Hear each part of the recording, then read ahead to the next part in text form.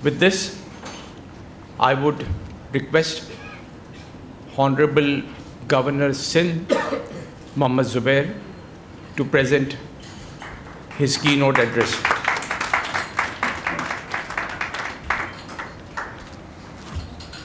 Bismillahirrahmanirrahim. Assalamu alaikum. Good evening to all the foreigners who are here.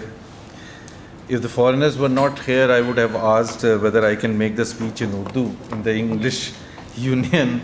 And let me share why that is important. At least I'll, with due regard to the foreigners who are present here, the diplomats. You know, there's a Supreme Court direction for the government officials and ministers and others that they have to address in Urdu. Actually, this is... So what we do, obviously, we, as Pakistanis, we try to get something out of it. So we try to mix English with Urdu. So I'll partly try to cover up that thing so that there's no infringement of the Supreme Court directions. Thank you very much, first of all, for inviting me here. It's an honor. I just came to know that the patron is the Queen of England. And that's obviously, that just shows how important this forum is.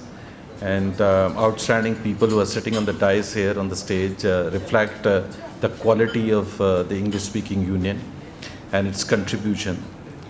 So thanks again for inviting me and to share my views about what has been given as the topic. When you are in public service and as a politician, you run into trouble once in a while.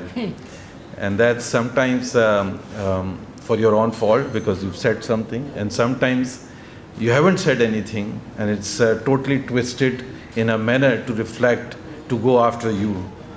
So last week it happened and it was none of my fault. It was, and I'll share that also because very important people are sitting here.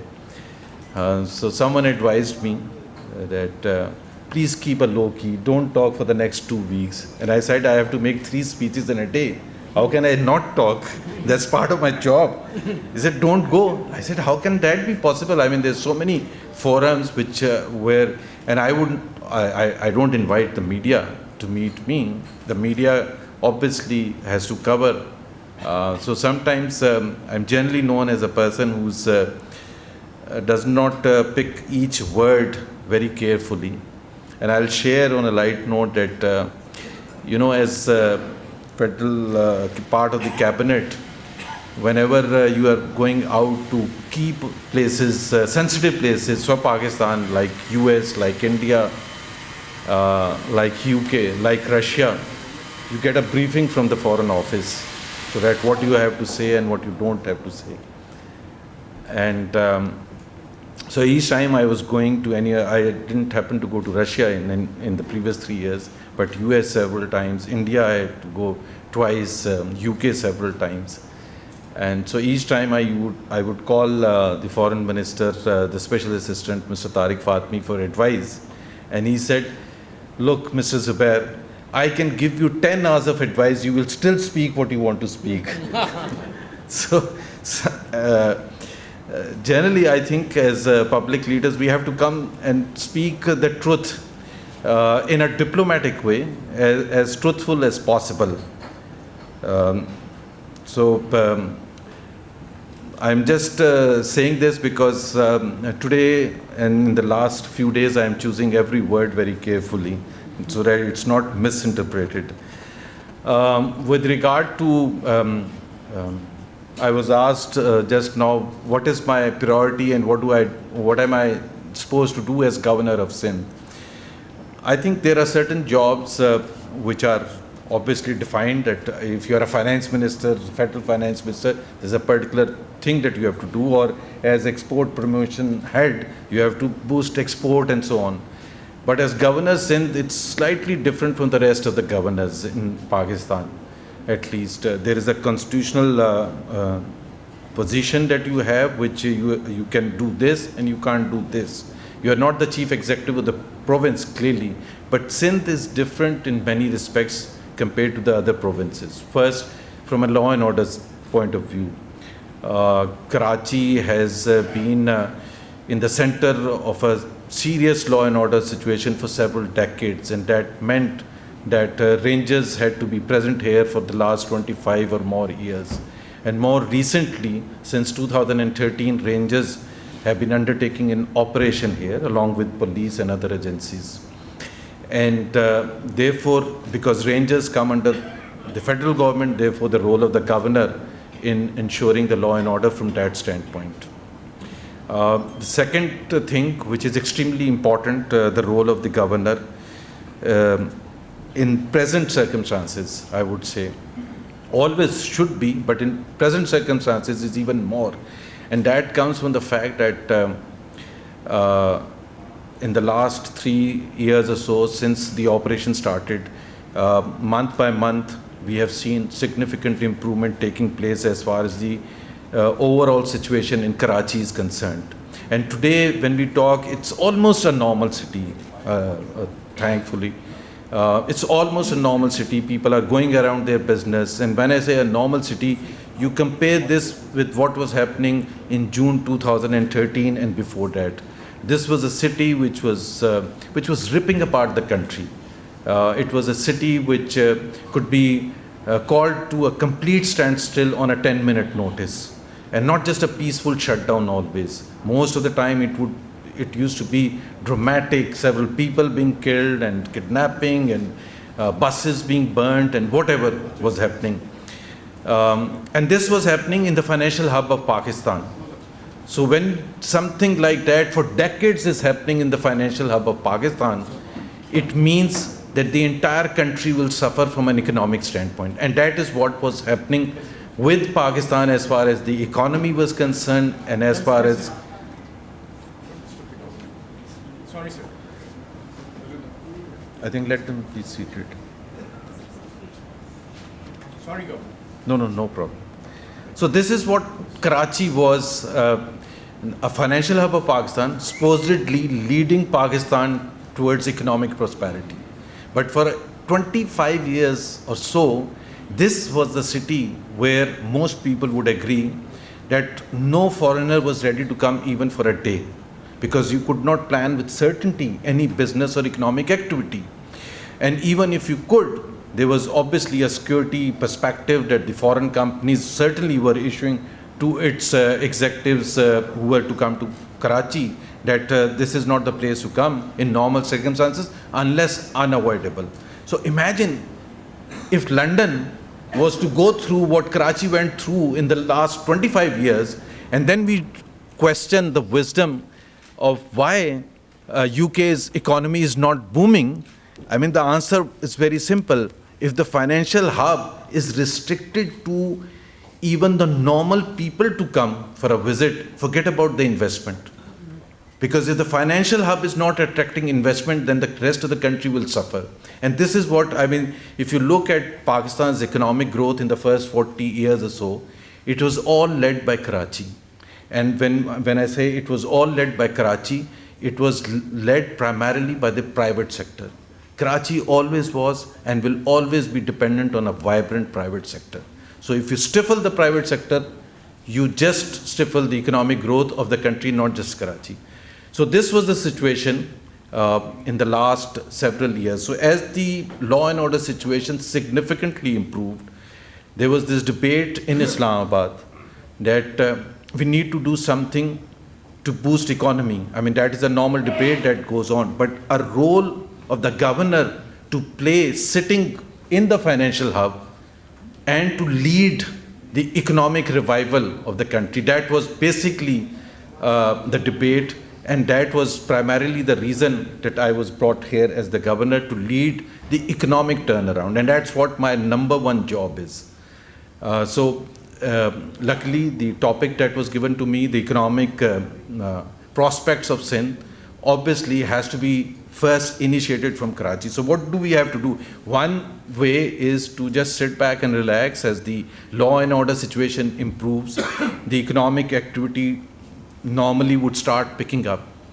And the other thing is to make a conscious effort and to drumbeat and take Karachi's story, Pakistan's story, to the rest of the world, to the main financial hubs of the world, to say that this is a city which offers this, this, this. This is the country which should be the next destination for investment. And there are very simple reasons for that. The Pakistan story is a great story. And I have participated in that story to drumbeat the Pakistan story around the globe in the last few years in various capacities. Last year or so, we were with the private sector, with the Securities and Exchange Commission, and as a member of the government team, we were going around all the financial hubs to showcase Pakistan and to request Pakistan being upgraded from the frontier market to the emerging market at the stock exchange level. And so we had a great Pakistan story, and I think we got a very positive response from the security perspective. We shared with the rest of the world, the business community primarily, the publications, the media, and so on and so forth. So we went to New York and Boston and Miami, Chicago, London, Frankfurt, Singapore, Hong Kong, Dubai, of course, to share the Pakistan story of how Pakistan is changing for good and what has been happening in Pakistan for the last so many decades. The time for the turnaround is right now taking place, and take advantage, start looking at Pakistan. That's what we were saying, start looking at Pakistan. You'll miss a great opportunity. I remember we went to London Stock Exchange in December 2013, and I said, investors, if you don't take opportunity of a great stock market revival in years to come, you will miss the best opportunity that you have in the world.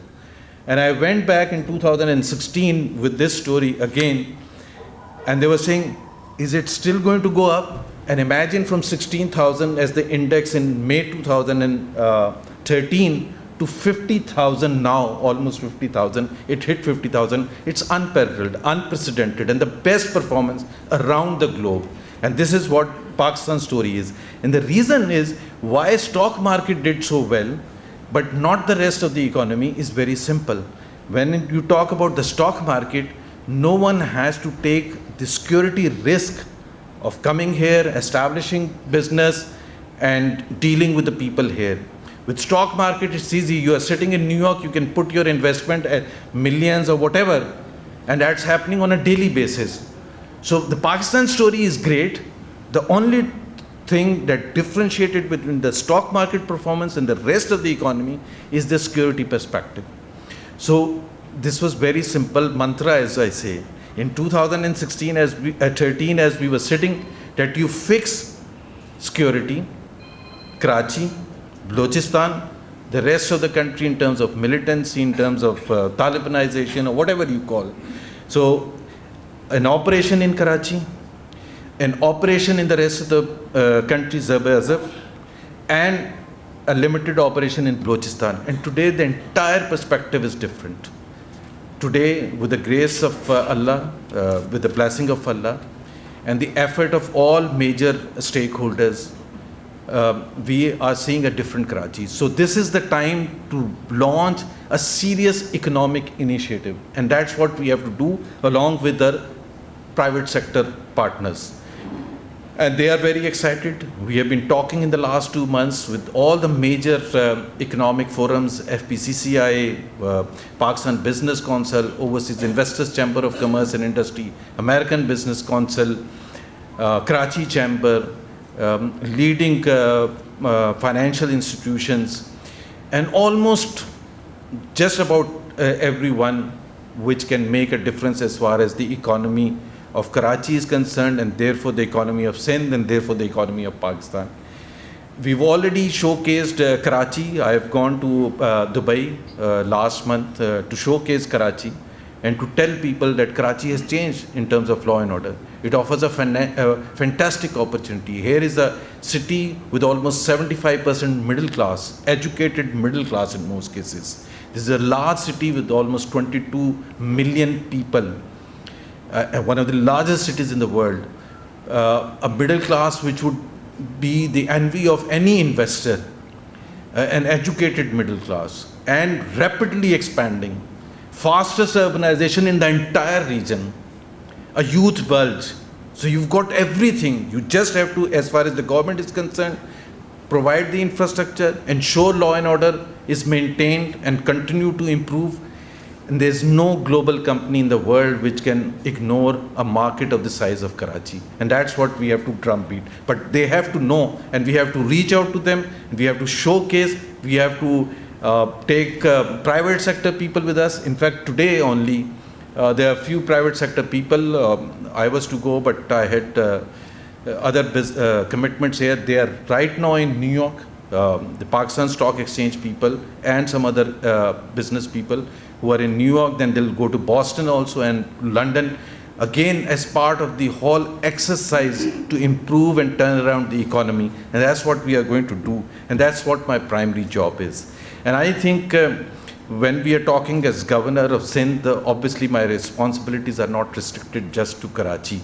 Karachi being by far the leading financial hub of Pakistan. If Karachi will turn around, the benefits will start going to the rest of Sindh. And there are also other opportunities as far as the rest of Sindh is concerned, whether you're talking about infrastructure development, whether you're talking about opportunities for foreign investors. Power sector offers great opportunities, and already several initiatives are underway. So that's what basically I look at. It does not mean that the other things are not important. Obviously, politics is part and parcel of this job. And we all know that Karachi has been electing a particular political party for the last 25 or 30 years.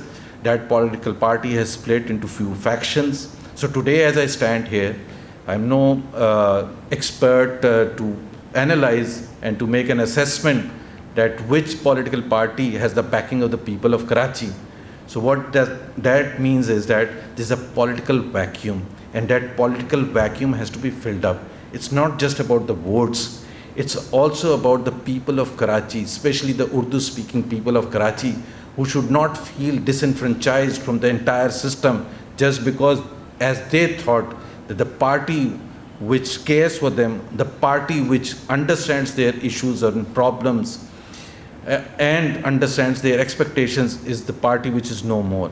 I think that is the gap that we need to fill, and that gap can be filled by Pakistan Muslim League Nawaz or Pakistan Tehreek-e-Insaf or Pakistan People's Party or MQM Pakistan or the other faction of MQM, Pakistan Sar Zameen Party. The point is that as governor, as representative of the federal government, we have to ensure fairness to all political parties. This is a level playing field, and that's what we will not do politics here, sitting here, that to favor this political party versus this political party at the expense of another political party. We will be absolutely fair with all political parties so that they can play their role, they can come. It's a level playing field for everyone to reach out to the people of Karachi, convince them that this is the party which cares for them, understands their expectations, and so on. If the federal, if the performance of the Pakistan Muslim League Nawaz in the rest of the country is good, for example, they can come and showcase that if elected in Karachi or in Sindh, they will replicate what they've done in Punjab, for example. But this is for them to ensure.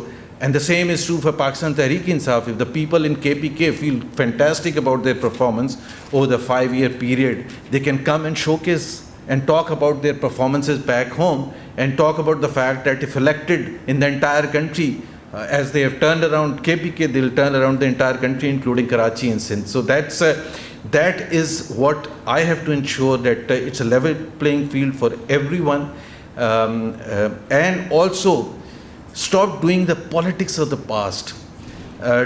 Stop interfering in the process, which is basically, and one of the main things why the law and order situation improved as it has in the last 3 years was a commitment from all political parties relevant to Karachi that they will not interfere in the process of the rangers or police. So I am never going to pick up the phone to call anyone in rangers or police or anyone to get someone released just because he or she happens to be a senior member of Pakistan Muslim League Nawaz or a worker of Pakistan Muslim League Nawaz, and the same goes for any other political party. So let them work. I understand sometimes there is an issue of fairness, but let the process work. Because if we start interfering, then we start repeating the same mantra again. And then you start giving small favors, and then as time passes out, then it becomes a monster, as we saw in Karachi, and it becomes absolutely impossible to deal in such a situation. So you better not repeat the small favors that were dished out in the 1990s or early 2000s or whenever. And this is something that we've learned from history. And I think this is time to take Karachi on another level, to showcase to the rest of the country that this is a city which is a normal city. So it's not just about economy that we have to focus on, it's about other activities, the social, cultural, sporting activities. Let's talk positive about Karachi all the time. Let's create positive news. As, for example, here, this forum will get a better view of what Karachi is undergoing, rather than in the evening people get to hear about China cutting or Liari gang or whatever was happening about Karachi. So let's make Karachi a city where positive things are happening, and as a feel-good factor returns to Karachi, I think the economic momentum will start reflecting, and we'll all see a Karachi which is completely different. And as Karachi improves, as it was in the first 40 years, it will pull up the economic growth rate of the entire country. And that's what the mandate is. And I wish, partnering with the private sector, as representative of the federal government, will do everything to improve the infrastructure and law and order. Just a word about a few things that the federal government is doing here, although that's not their responsibility. But I think the time had come where federal government had to step in cases where we felt that the people of Karachi, the people of Sindh are not benefiting in the manner that the rest of the country is. So we've launched few federally funded projects, which include the Green Line project, which is the public transportation system. This is the best that Karachi has ever seen, and hopefully we'll have it completed by the end of this year.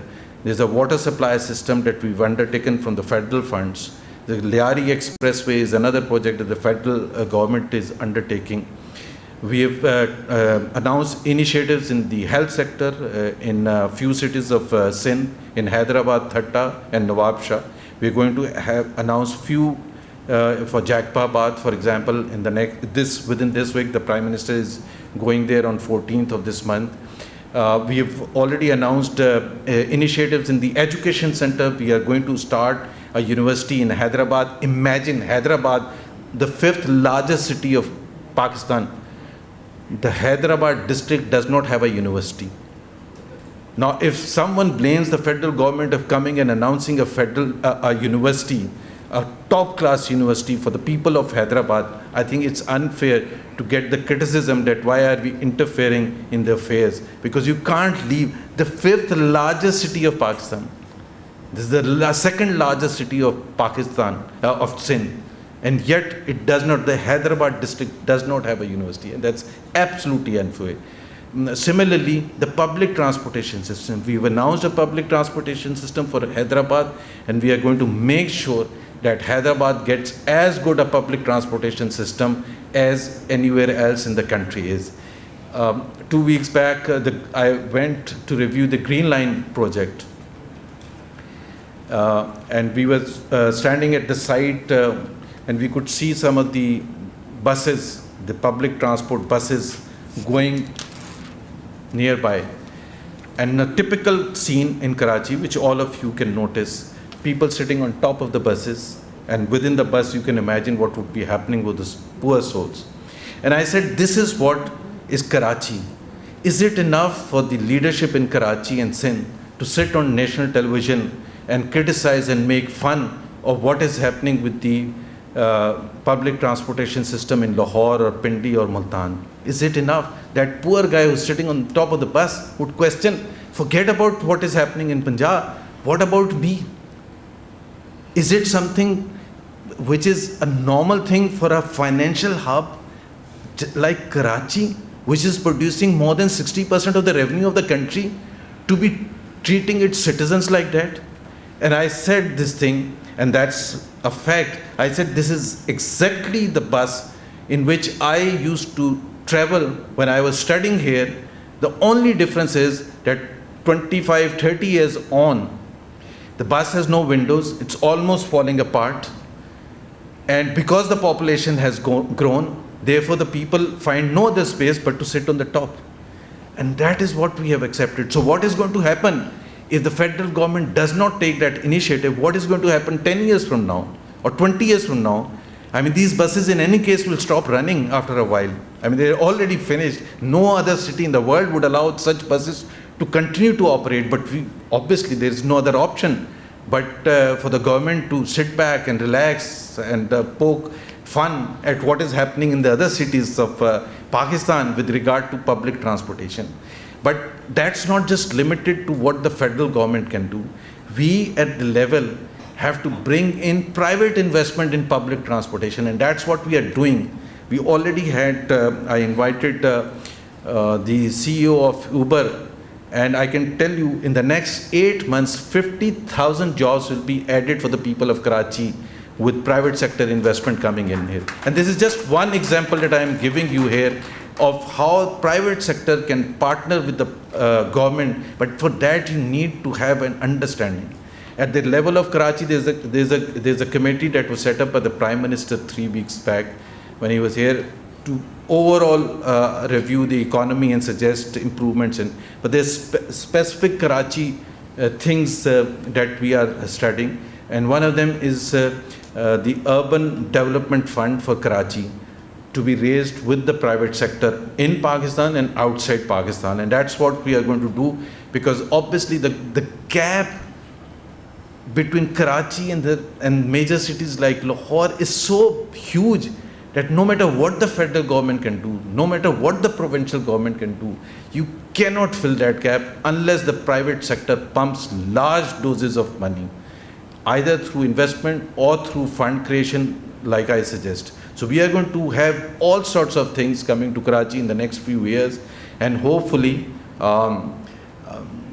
as I say, that we should not fail for the lack of effort. And I'll make my best efforts and request everyone to work with me, with the government, with the local government, with provincial government, with federal government, to ensure that we bring Karachi back to where it should be as the best city in Pakistan. Thank you very much.